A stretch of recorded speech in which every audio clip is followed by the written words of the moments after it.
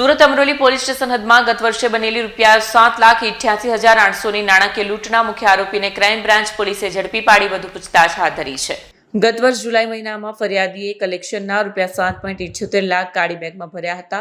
રાત્રે સુમારે 9:30 વાગ્યે અમરોલી રેલવે પટરી પાસેથી તે રિંગ રોડ તરફ જતા હતા ત્યારે બે ઈસમોએ મોટરસાયકલ પર આવી તેમની બેગ જબરજસ્તી લઈ લીધી.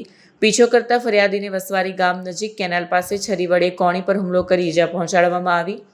પોલીસ કમિશનર ઓફિસના નિર્દેશ અનુસાર ચાલતા વર્કઆઉટ દરમિયાન ક્રાઇમ બ્રાન્ચ ટીમે ઉત્તરાયણ રંગોલી ચોકડી પાસેથી આરોપીને પકડ્યો. પૂછપરછમાં જાણવા મળ્યું કે આરોપીએ પોતાના મિત્ર અને ફોટોગ્રાફર જસપાલસિંહ ઝાલા તથા તેના હેલ્પર વિજય પરમારને લૂંટ માટે પ્રેરિત કર્યા હતા.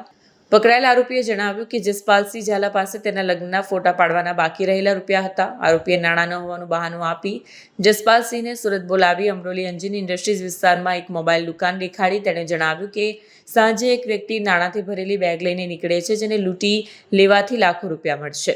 જસપાલસિંહ ઝાલા અને વિજય પરમારે આ વ્યક્તિની રેકી કરી અને તેની લૂંટ કરી. લૂંટેલા નાણાંમાંથી પકડાયેલા આરોપીને ₹1 લાખ આપવામાં આવ્યા હોવાનું તપાસમાં સામે આવ્યું છે.